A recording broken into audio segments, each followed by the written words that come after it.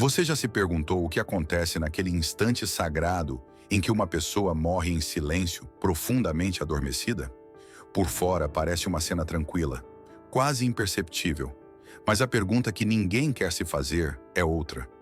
A alma realmente fica desligada, como se entrasse em um sono eterno, ou acontece algo infinitamente maior entre o último suspiro e a eternidade? No Diário de Santa Faustina, registra-se uma frase atribuída a Jesus que atravessa esse véu. A união com ele em vida se reflete no momento mesmo da morte. Não são palavras bonitas para nos consolar. Segundo o relato, são uma chave para entender o que acontece quando a alma se separa do corpo, mesmo que a despedida ocorra sem dor, sem aviso e sem que a mente chegue a perceber. Durante séculos, muita gente imaginou a morte no sono como uma espécie de suspensão, um estado adormecido até um julgamento distante. No entanto, as visões descritas nestes textos quebram essa ideia. A alma não dorme, ela desperta. E o faz com uma lucidez avassaladora, diante de uma realidade mais real do que qualquer coisa vivida aqui. Pense um momento nisso e seja honesto consigo mesmo. Se esta noite fosse a sua última noite, o que você acha que encontraria do outro lado? Paz, porque você tentou viver unido a Deus, embora tenha caído 1000 vezes? Ou um medo que você evita olhando para o outro lado? E se não gosta da resposta, o que o impede de mudar hoje? Antes de seguir, faça um gesto simples que no texto é proposto como um ato de confiança. Escreva nos comentários: Jesus, eu confio em vós. Não escreva por escrever, diga como uma oração. E fique, porque o que vem a seguir não é teoria, é a descrição de um despertar que ninguém pode adiar. Durante séculos, muita gente se apegou a uma ideia cômoda. Se alguém morre enquanto dorme, então não percebe nada, e tudo fica em pausa, como se a alma se apagasse até um dia distante. O texto insiste que essa imagem é uma ilusão, não porque busque dramatizar, mas porque quer nos arrancar de uma falsa segurança. Morrer dormindo não é uma anestesia espiritual, é um limiar. Segundo o que Santa Faustina deixou por escrito a partir de suas experiências místicas, quando o corpo fica imóvel, a alma não entra em hibernação, não fica suspensa, não se torna inconsciente. Pelo contrário, ela se separa do corpo e desperta imediatamente. E esse despertar não é lento nem confuso. Não há um período de ajuste, não existe uma margem para se acostumar. A transição, diz o relato, é imediata e absoluta. Em um instante, a alma habita um corpo estendido na cama. No seguinte, encontra-se desperta com uma clareza mais aguda do que qualquer lucidez terrena. E aqui aparece a ideia que muda o sentido de tudo. Se a alma desperta assim, então o momento da morte, mesmo o mais silencioso, abre uma porta real, com consequências reais. Não é desaparecer, não é dissolver-se. É passar de um mundo visível para uma realidade mais real do que tudo o que você conhecia. E isso significa que o que você viveu, o que acreditou, o que escolheu, pesa de um modo que aqui, às vezes, não queremos admitir. Por isso a pergunta se torna incômoda, mas necessária. Se esta noite fosse a sua última noite, para que sua alma despertaria? Para uma paz que nasce de ter buscado a Deus, embora tenha caído 1000 vezes? Ou para uma vergonha que você carrega há anos encobrindo com barulho e distrações? E se lhe custa olhar para isso, pergunte-se outra coisa. Por que é tão fácil para você pensar que morrer dormindo é simplesmente apagar a luz, quando o texto descreve justamente o contrário? Imagine a cena com uma sinceridade que assusta. Um quarto às escuras, o ar parado, o corpo descansando sem saber que está prestes a atravessar o último limiar.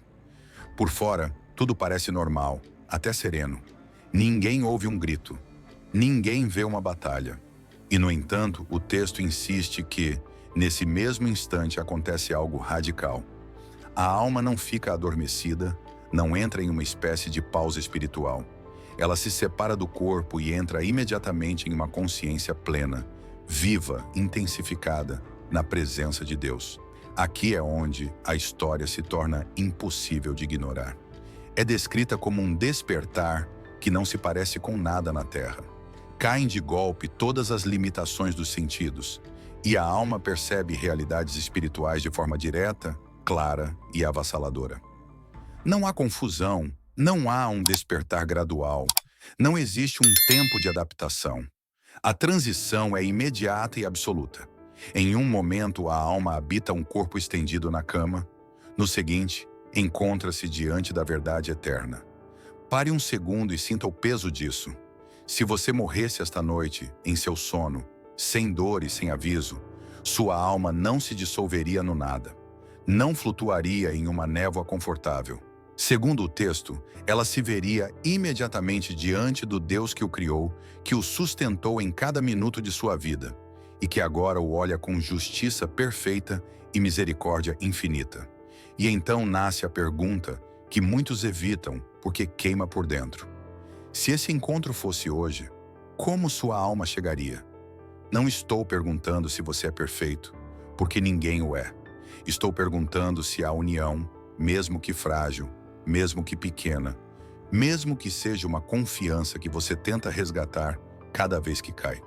Porque se o despertar é tão imediato como se descreve, em que você se apoiaria nesse primeiro segundo do outro lado? O que é descrito aqui não é uma ideia poética, nem uma imagem piedosa para tranquilizar ninguém. O texto afirma que esta revelação contradiz diretamente a crença de que a consciência se apaga até uma ressurreição futura, e ressalta que, segundo o ensinamento católico, confirmado por experiências místicas, como as de Santa Faustina, a alma permanece consciente após a morte. Não entra em hibernação nem em animação suspensa. Entra no encontro mais profundo de toda a sua existência. O encontro com Deus que determina seu destino eterno. E aqui chega o choque de realidade. Se você morresse esta noite enquanto dorme, sua alma não deslizaria para o nada. Ela se encontraria imediatamente diante do Deus que o criou, que o sustentou em cada instante de sua vida e que o julga com justiça perfeita e misericórdia infinita. Isso significa que esse último instante, embora aconteça no sono, é a porta para consequências eternas. Significa que como você viveu, no que acreditou e em que se tornou através de suas decisões, importa mais do que você imagina. Mas o texto não para no temor. Ele dá uma reviravolta e chama isso de a base da nossa maior esperança. O Deus que espera cada alma não é um juiz distante, desejoso de condenar, mas um Pai amoroso, cuja misericórdia supera qualquer pecado, qualquer fracasso, qualquer traição. E acrescenta algo decisivo. Jesus oferece uma graça extraordinária nesses últimos momentos a toda alma que conserve sequer a mínima abertura à sua misericórdia. A pergunta, então, não é se Deus pode dá-la, mas se sua alma estará pronta para recebê-la. Por isso aparece uma promessa concreta. Quem rezar o terço da Divina Misericórdia receberá grande misericórdia na hora da morte. O texto insiste que não é um benefício vago, mas uma promessa para esse instante crucial em que a alma se separa do corpo e se apresenta diante dele. E agora me diga, sem escapar com respostas bonitas, se a morte o surpreendesse no sono, o que Jesus encontraria em você, uma abertura real ou um coração fechado? Você tem essa confiança viva ou apenas um costume? Não se trata de estar preparado no sentido de ser perfeito, porque ninguém o é. Trata-se de chegar com uma disposição real do coração, com um relacionamento, mesmo que frágil, mesmo que pequeno, mesmo que seja uma confiança que você tentou sustentar em meio às suas quedas. E por isso a mensagem se torna tão concreta. Não quer que você fique na teoria, quer que faça uma declaração espiritual que atravesse este momento e o acompanhe além dessa tela. Aqui aparece uma promessa direta. Quem rezar o terço da Divina Misericórdia receberá grande misericórdia na hora da morte. Não como um quem sabe ou talvez, mas como uma promessa vinculada à confiança nessa misericórdia. Para aqueles que rezaram o terço e confiaram, anuncia-se que Jesus derrama graças extraordinárias nesse instante decisivo, quando a alma se separa do corpo e se apresenta diante dele. Santa Faustina, segundo o relato, viu essa misericórdia em ação. Viu almas se aproximando da morte. E viu Jesus se apresentar não como um juiz irado, mas como um salvador amoroso que oferece uma última oportunidade, um convite final. Essa graça chega como um puro dom precisamente no momento de maior necessidade. E isso se torna especialmente importante quando falamos de quem morre dormindo, porque o corpo está inconsciente, mas Deus não está limitado pelo tempo nem pelos sentidos. Deus pode agir na alma, mesmo quando o corpo não pode reagir. Pode chamar a alma, pode tocá-la, pode oferecer-lhe essa misericórdia no limiar. Mas a mensagem também é clara em algo que dói. Essa misericórdia tem que ser recebida. Não pode ser imposta. Deus a oferece livremente, abundantemente, com urgência, mas a alma deve responder. E então a pergunta deixa de ser geral e se torna pessoal. Se sua vida cultivou mesmo que um mínimo vínculo com Deus, mesmo que uma pequena abertura, você a reconheceria? Você a aceitaria? Ou seu coração se fecharia justamente no instante em que mais precisa dela? E aqui a mensagem se torna mais difícil de ouvir, precisamente porque rompe a armadilha mais comum, a presunção. O texto adverte que nossa época corre um perigo particular, o de falar tanto da misericórdia de Deus que acabamos esquecendo algo essencial. Deus é perfeitamente justo e não forçará a salvação em uma alma que de fato a rejeita. Acreditar que morrer em paz, dormindo, garante um bom final é uma ilusão, porque não é a maneira de morrer que decide a eternidade, mas o estado da alma. Menciona-se uma visão do inferno no parágrafo 741 do diário, e a frase cai como uma pedra. A maioria das almas lá, segundo o que ela viu, não estão por pecados unicamente terríveis, mas porque não acreditaram que o inferno existisse, não levaram o perigo a sério e assumiram que a misericórdia as salvaria sem uma conversão real. E então chega uma advertência ainda mais direta, atribuída a Jesus nos parágrafos 9 e 65. Almas estão se perdendo apesar de sua paixão, e ele oferece a última tábua de salvação, a festa de sua misericórdia. Mas se não adorarem sua misericórdia, perecerão por toda a eternidade. O texto sublinha que não é uma metáfora nem um exagero, mas a gravidade do que está em jogo. Por isso volta a pergunta que ninguém pode responder por você. Se esta noite você morresse enquanto dorme, sua alma seria das que aceitam a misericórdia oferecida ou das que, tragicamente, a rejeitam?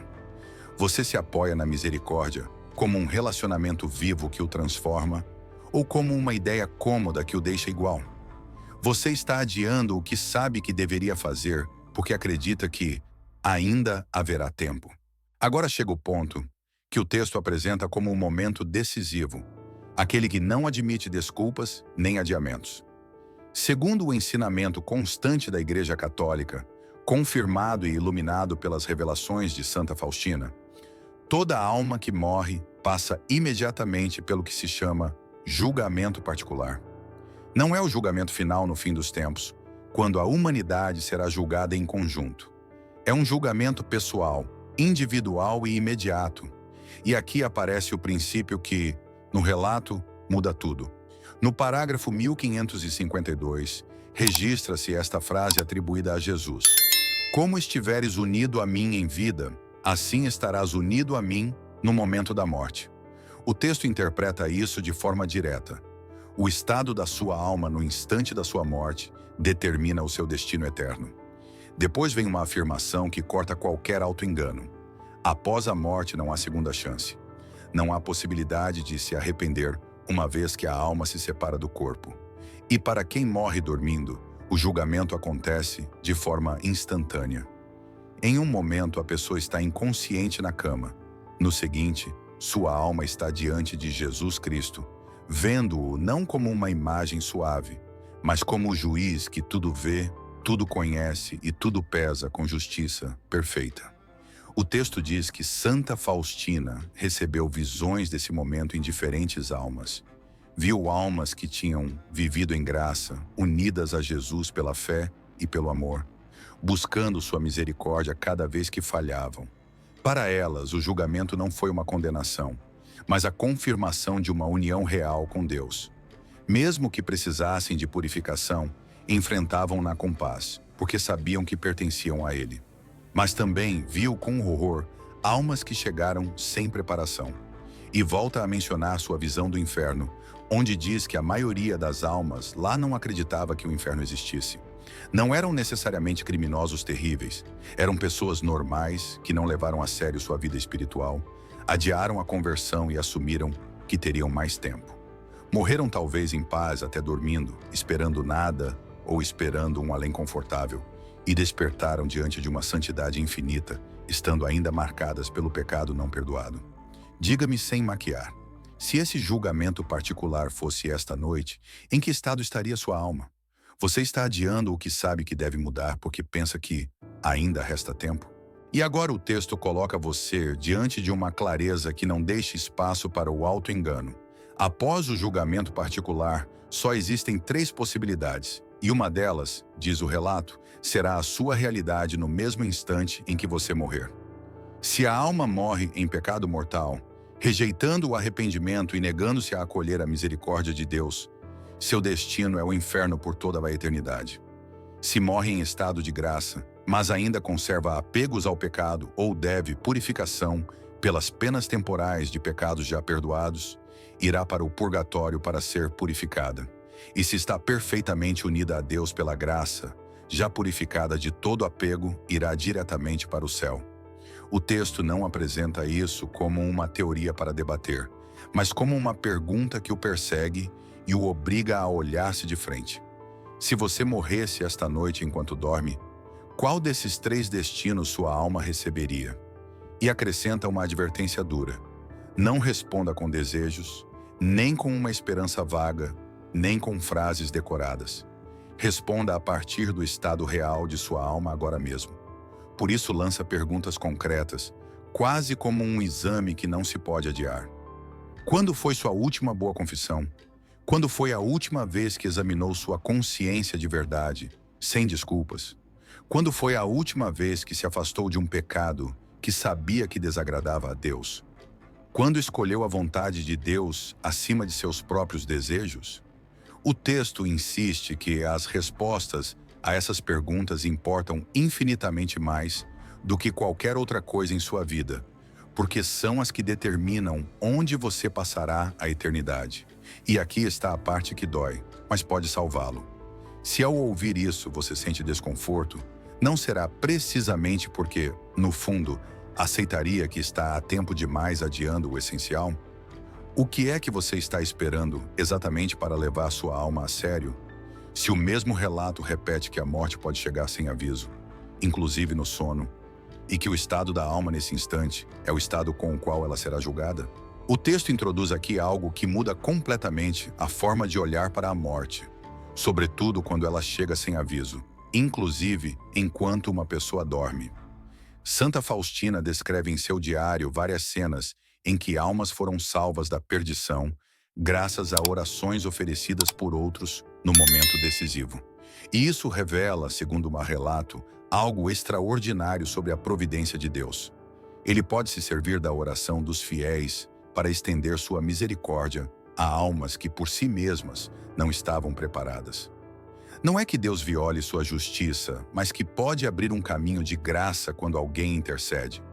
Propõe-se um exemplo concreto. Um homem está morrendo e sua alma não está pronta. No curso normal da justiça divina, esse estado seria um perigo real.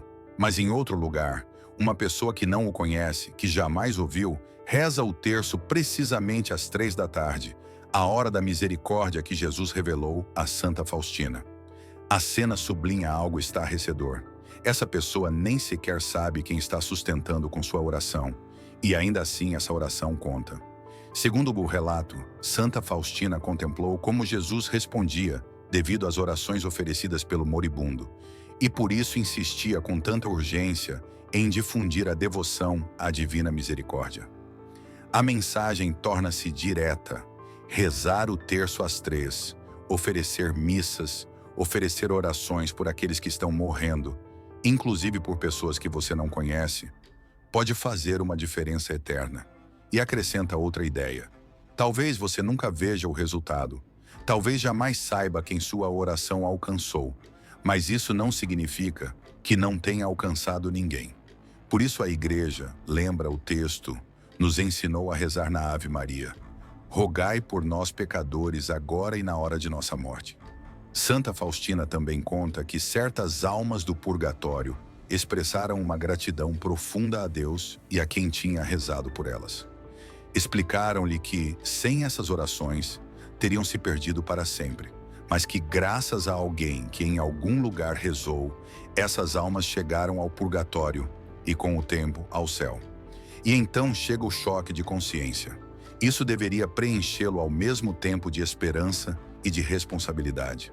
Esperança, porque mesmo quando alguém está fraco, Deus pode agir através da intercessão.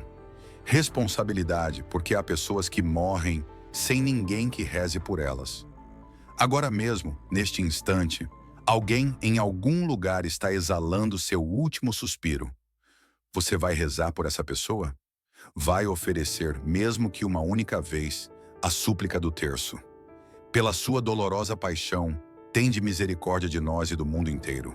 O texto encerra com uma verdade que não deixa escapatória. A maneira como você morre está profundamente ligada à maneira como você vive. Não porque você possa controlar o momento da sua morte, mas porque cada dia você está formando o estado da sua alma. Cada decisão, cada pecado ao qual você se acostuma, cada ato de arrependimento, cada vez que escolhe a Deus ou escolhe apenas a si mesmo, vai moldando o coração com o qual um dia despertará diante da eternidade. Repete-se uma advertência que atravessa toda a mensagem. Não se apoie na ilusão de que terá um último momento perfeito para resolver tudo. Muitos morrem sem aviso. Muitos morrem dormindo. E segundo o texto, a alma se apresenta diante de Deus tal como está nesse instante. Não como você gostaria de estar, não como planejava estar daqui a alguns anos, mas como você realmente é agora. Por isso o convite não é ao medo, mas à conversão imediata. Santa Faustina insiste que Jesus não quer condenar, mas salvar. Oferece sua misericórdia repetidamente. Chama ao coração, inclusive no último instante. Estende sua mão até a própria borda do abismo. Mas a mensagem também é clara. Essa mão deve ser segurada. Não basta saber que a misericórdia existe.